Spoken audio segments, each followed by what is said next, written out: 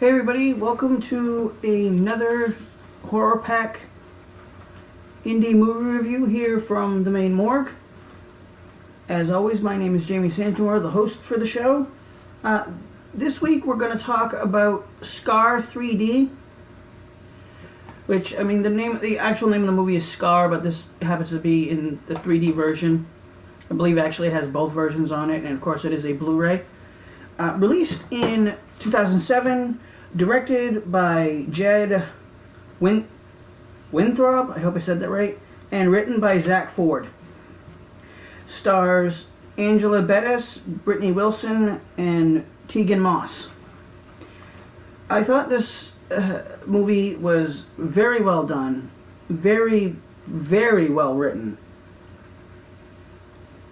And I think that's the thing with indie movies. I think we, as indie filmmakers, really rely on really good writing and really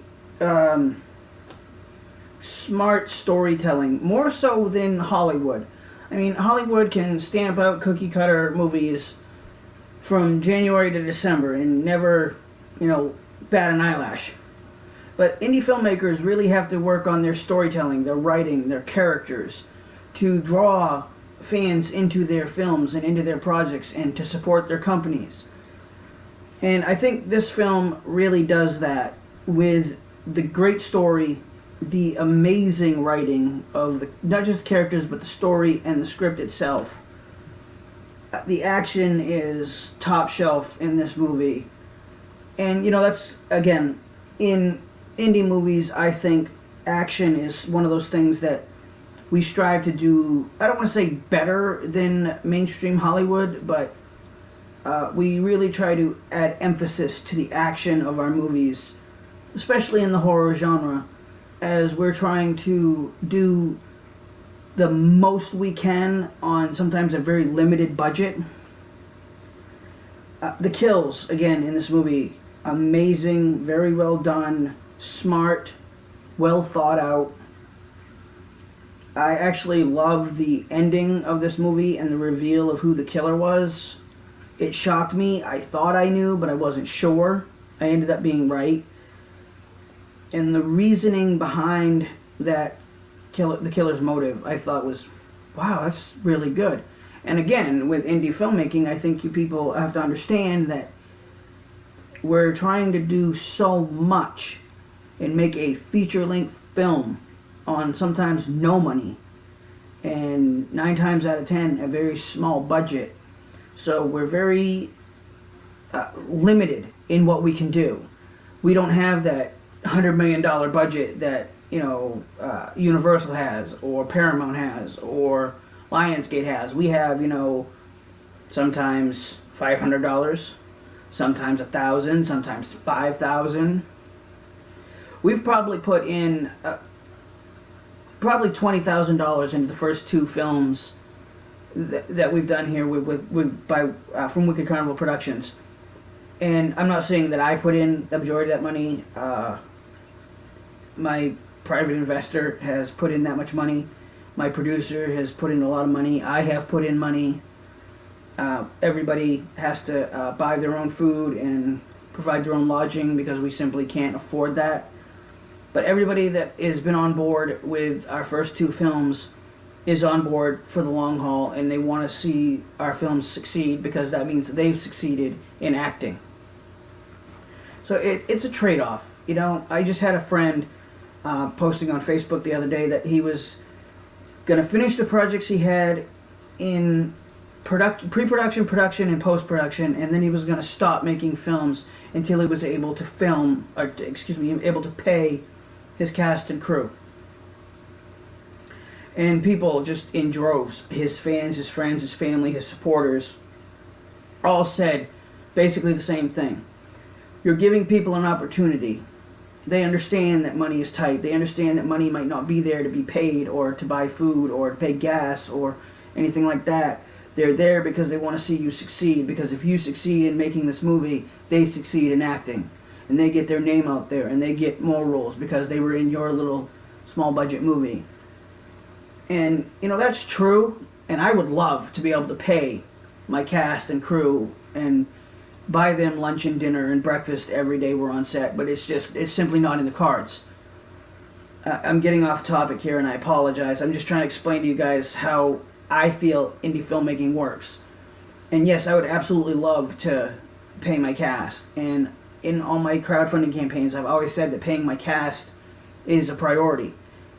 You know, if we reach our goal in our Indiegogo campaign, for example, I've asked for $5,000, $7,000, and $10,000 in my campaigns and never come close to reaching the goal. I've never made more than $300 in any one of my campaigns. In fact, I've never made more than $260 in any of my campaigns. And you know, if I were able to reach that $10,000 goal, I could pay my cast. I could feed them. I could help them pay for lodging when we're out in the middle of friggin' nowhere filming a movie. And I think you people, I really am trying to explain to you people what happens on an indie film. And I'm sure films like this that have the bigger indie companies behind them don't have the same problems as, say, Wicked Carnival Productions. But, you know, getting back to the movie, I'm going to stop talking about indie filmmaking because I don't want to upset anybody. I don't want to offend anybody. This movie is absolutely fantastic. Like I said, the ending was like, wow, just bam, out of nowhere. Like, what the fuck am I watching? The reveal of who the killer was, I was like, fucking knew it. But I didn't know why. And I've said this before on my show, The Maine Morgue, on my podcast. I'm more of who and why. Why is my big thing when I write a script. Not only do I want fans to sit and watch my film and try to figure out who the killer is, I want them to be thinking, okay, if this guy's the killer, why is he killing these people? What's his motive? And I think that's important for any horror movie, any slasher movie, any, you know, mainstream Hollywood horror movie or indie horror movie. Who and why, I think, are the two most important questions you can possibly ask.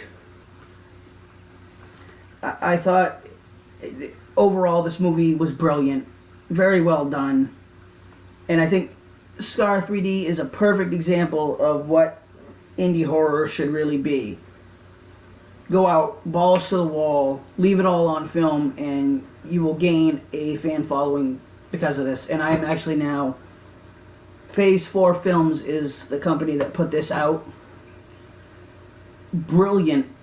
I'm not sure who runs Phase 4 Films, but wow.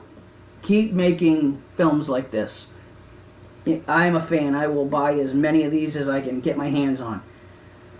I hope you've enjoyed this movie review. I really didn't have too much to say in depth because I'm not one of those people that does a movie review and spoils the movie for you. I just kind of tell you my opinion on what I saw. And I hope that's what you guys enjoy.